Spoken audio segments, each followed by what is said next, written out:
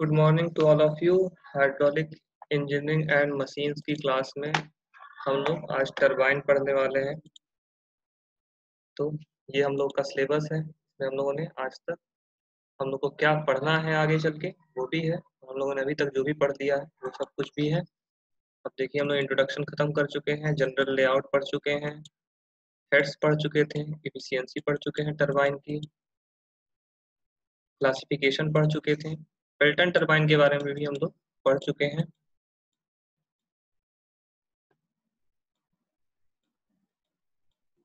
और अब हम लोग पढ़ने वाले हैं रिएक्शन टरबाइन के बारे में। तो रेडियल फ्लो रिएक्शन टरबाइन ये होता क्या है? पहले तो जब हम लोगों ने पढ़ा था क्लासिफिकेशन, तो उसमें हम लोगों ने फ्लो के डायरेक्शन के अकॉर्डिंग हम लोगों ने इसको क्लासिफाई किया था। उसके बाद हम लोगों ने एनर्जी के टर्म में क्लासिफाई किया था। तो उसी के टर्म में हम लोग देखते हैं कि अगर किसी भी टरबाइन में हम लोगों के अगर हम लोगों का रेडियल डायरेक्शन में फ्लो हो रहा है, अगर डायरेक्शन के केस में देखा जाए, डायरेक्शन के टर्म में क्लासिफाई किया जाए, तो अगर रेडियल फ्लो हो रहा है और साथ ही साथ उसमें जो फोर्स लग रहा है, जो एनर्जी जनरेट हो रही है, वह काइनेटिक एनर्जी के साथ साथ प्रेशर एनर्जी भी लग रही है, तो उसे हम लोग रिएक्शन टरबाइन के केस में लेके आते हैं कि अब देखिए, जैसे हम लोगों ने उस दिन बात की थी पेल्टन टरबाइन के बारे में, जब किया था हम लोगों ने क्लास, तो उसमें हम लोगों ने ये कहा था कि जो हम लोगों का पेल्टन टरबाइन होता है उसमें क्या होता है कि उसमें सिर्फ काइनेटिक एनर्जी काम करती है। तो उस केस में हम लोग उसको इम्पल्स टरबाइन बोल रहे थे। जब सिर्फ काइनेटिक एनर्जी एक तरह की एनर्जी होगी तो उसे हम लोग इम्पल्स टरबाइन बोलेंगे।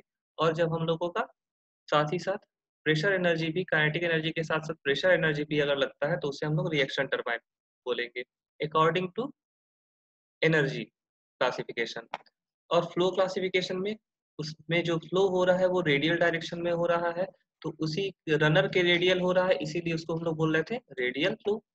ठीक है, तो इसको अगर हम लोग क्लासिफाई करें, इसको हम इसी लिए हम लोग इस जो हम लोग का टरबाइन है इसे हम लोग बोल देते हैं रेडियल फ्लो रिएक्शन टरबाइन।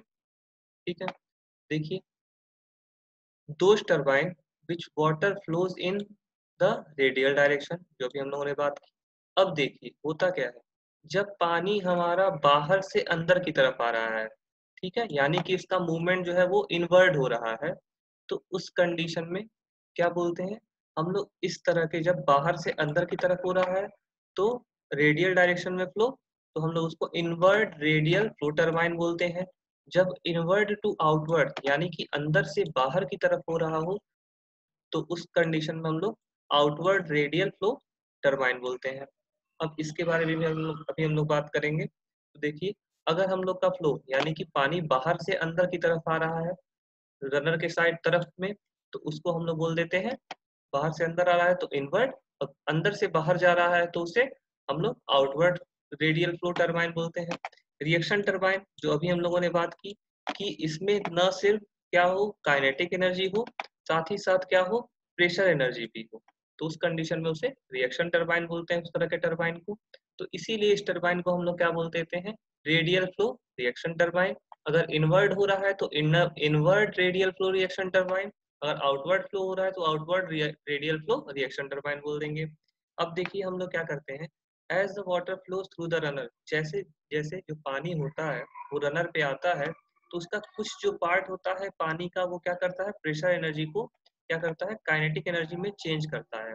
ठीक है, तो उस कंडीशन में जो हम लोग का रनर होता है वो अंडर प्रेशर यानी कि उस पर कुछ प्रेशर लगता है, तो जी इस वजह से जो हम लोग इस तरह के टरबाइन को हम लोग रिएक्शन टरबाइन बोल रहे हैं, क्योंकि इसमें न सिर्फ काइनेटिक एनर्जी जनरेट हो रही है, साथ ही साथ इसमें हम लोग की प्रेशर एनर्जी भी लग रही है।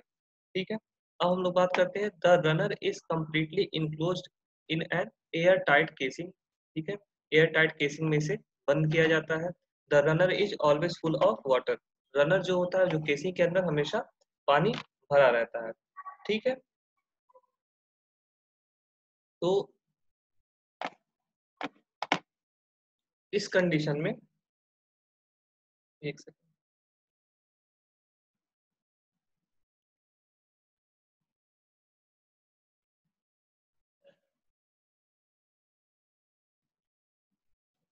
ठीक है, तो अब हम लोग बात करते हैं next main part of radial flow reaction turbine. ठीक है, इसमें देखिए चार चीजें होती हैं, केसिंग, गाइड मैकेनिज्म, रनर और ड्राफ्ट ट्यूब। ठीक है, केसिंग क्या होता है? केसिंग यही चीज आप लोग ये जो डायग्राम में एक तरह से देख भी चुके होंगे, किसमें? सेंट्रीफ्यूगल पंप में। ठीक है, सेंट्रीफ्यूगल पंप में आप लोग ये चीज देख भी चुके होंगे।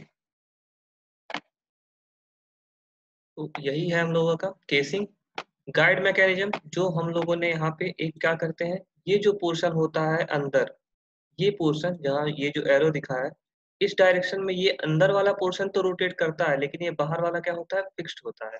तो इसलिए गाइड मैकेनिज्म का काम करता है कि पानी हम लोग का इसके अंदर आए और रेडियल डायरेक्शन में अंदर इस रनर ब्लेड पे लगे, तो होगा क्या कि इस पे किसी तरह का शॉक, यानी कि अचानक से पानी आके इस पे टकराएगा नहीं। जब टकराएगा नहीं तो इस पे क्या होगा, इसका ये जो ब्लेड है, जो वेन्स होंगी, उसको ये किसी तरह से डिफेक्ट नहीं इसके अंदर आएगा कोई भी तरह का।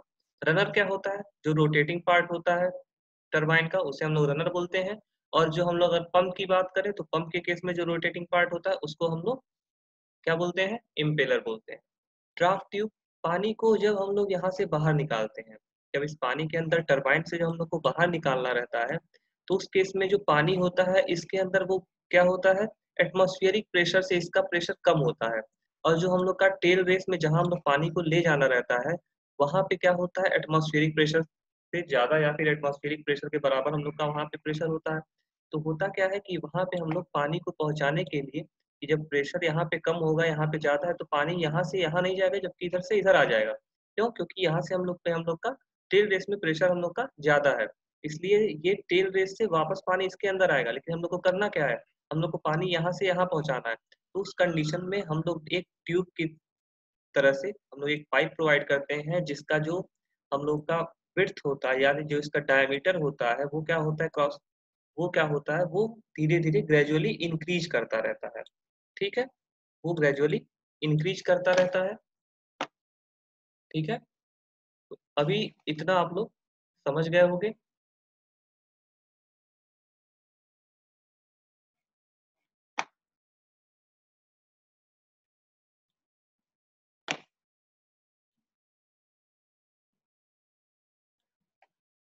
अब हम लोग आगे चलते हैं,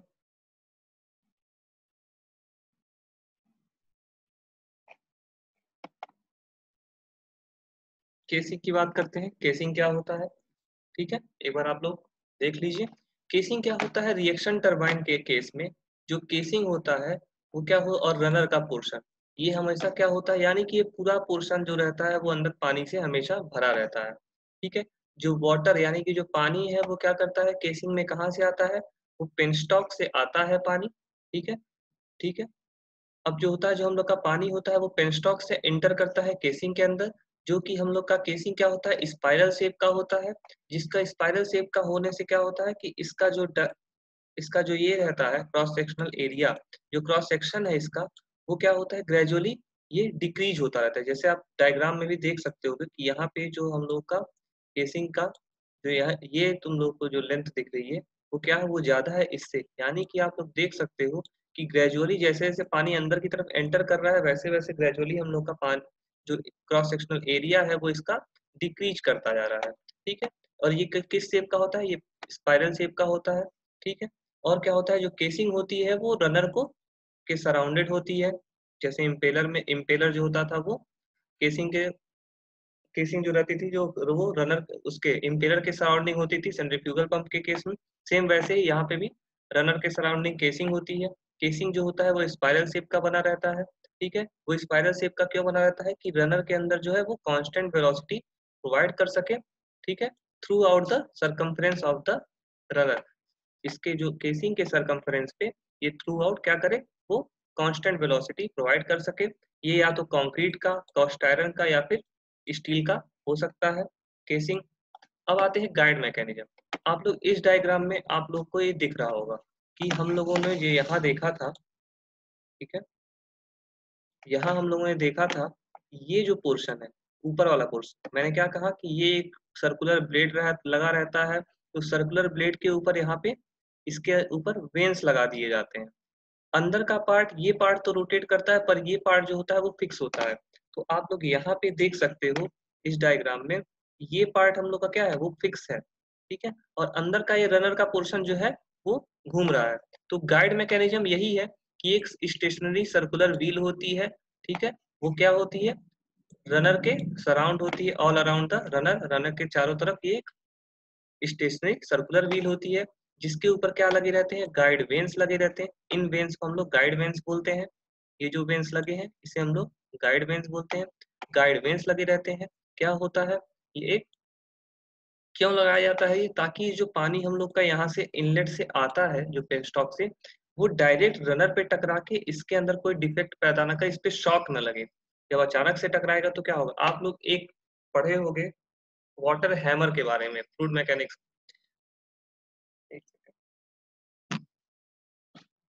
वाटर हैमर के बारे में आप लोगों ने पढ़ा होगा।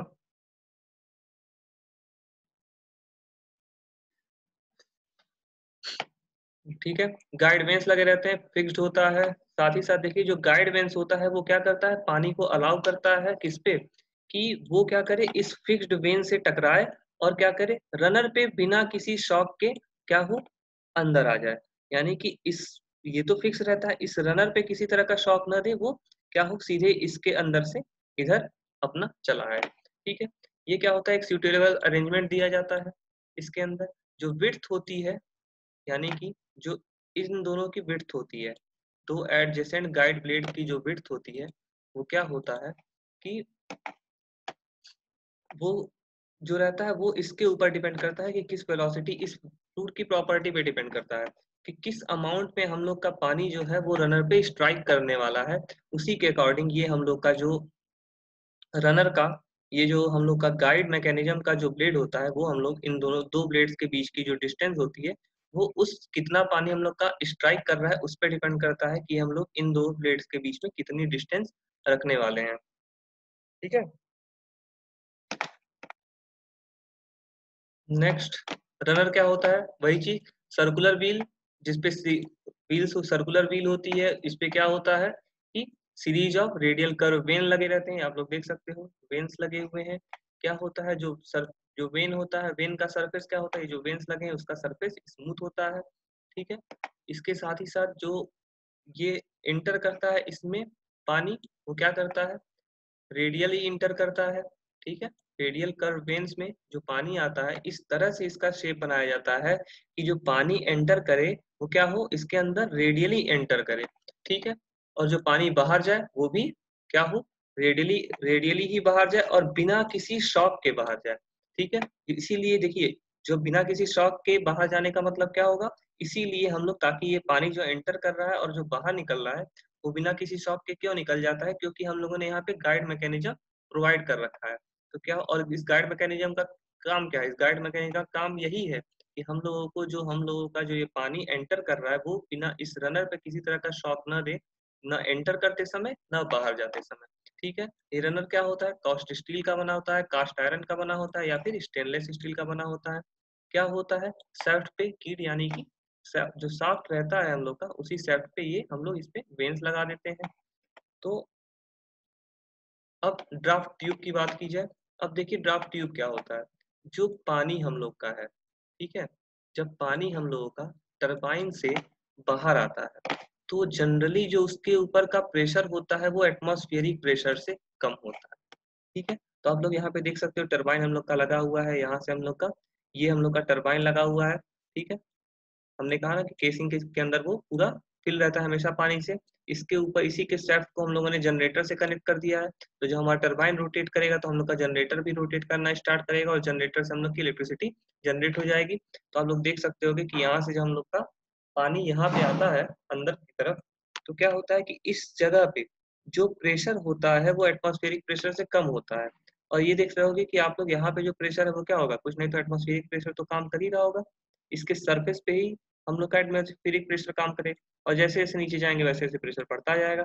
तो उस कंडीशन में हम लोग क्या करते हैं कि जब यहाँ पे प्रेशर कम है और यहाँ पे प्रेशर ज्यादा है, तो पानी हमारा यहाँ से लो प्रेशर से हाई में नहीं जाता है, हमेशा हाई प्रेशर से लो प्रेशर की तरफ आता है।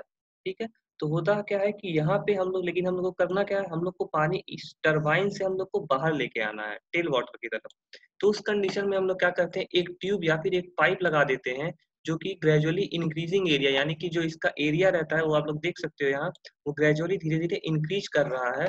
तो इस तरह के जब पाइप प्रोवाइड कर देते हैं, इससे क्या होता है कि हम लोग का जो पानी रहता है वो क्या होता है कि यहाँ से यहाँ तक जो हम लोग के टरबाइन से वो पानी निकल के ड्राफ्ट ट्यूब के सहारे हम लोग के टेल वाटर में आके मिल जाता है। तो यही जो ट्यूब होता है इंक्रीजिंग एरिया वाला, ये जो ट्यूब हम लोगों ने प्रोवाइड किया है, उसी ट्यूब को हम लोग क्या बोलते हैं, ड्राफ्ट ट्यूब बोलते हैं। ठीक है, सॉरी, उसी ट्यूब को हम लोग ड्राफ्ट ट्यूब बोल देते हैं। तो ये है मेन पार्ट्स। ठीक है, मेन पार्ट्स है रेडियल फ्लो रिएक्शन टरबाइन के।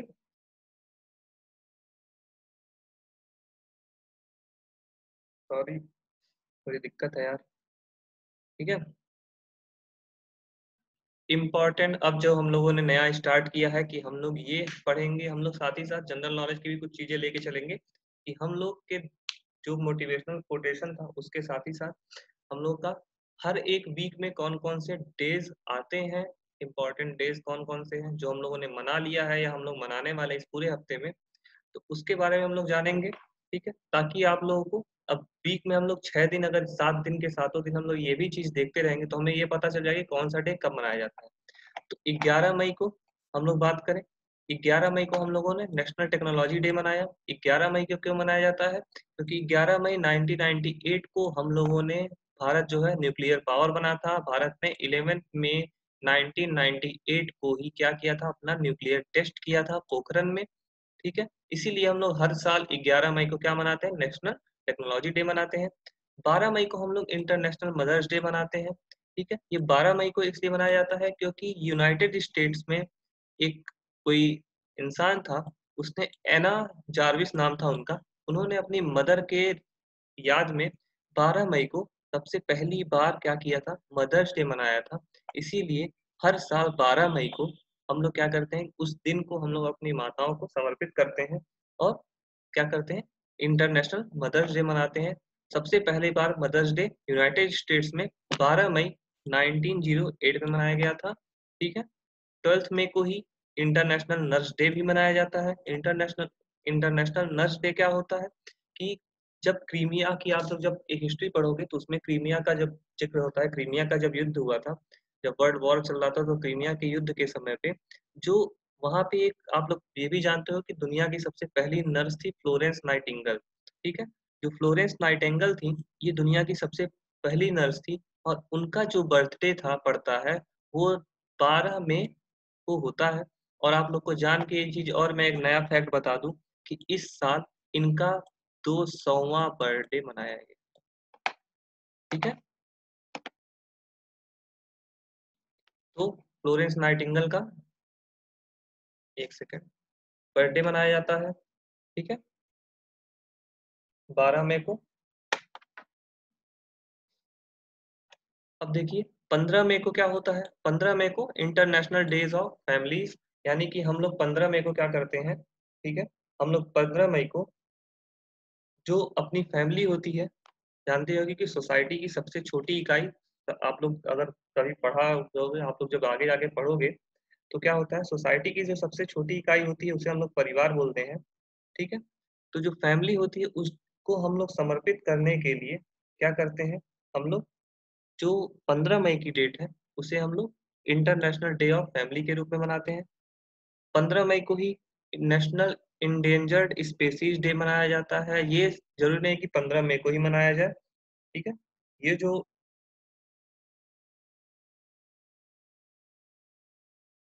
ठीक है, ये जो 15 मई को मनाया जाता है, ये जो इंडेंजर स्पेसीज है वो हर साल थर्ड फ्राइडे ऑफ मई की तीसरे शुक्रवार को मनाया जाता है। तो ये जरूरी नहीं है कि आप लोग का 15 मई को ही अगले साल ही पड़े, जो थर्ड फ्राइडे होगा वो हम लोग नेशनल इंडेंजर्ड स्पेसीज डे मनाएंगे।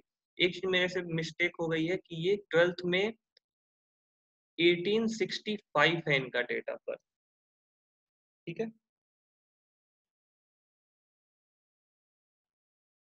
तो इस साल जो है, एक सेकेंड, 1965 सॉरी 1965 है। इस साल हम लोगों ने इसको मनाया है इंटरनेशनल। इसके बारे में कल आप लोग कंफर्म बता दूंगा कि कौन सा हम लोग मनाए, या 200वां या 150वां ऐसे कुछ बना रहे हैं हम लोग।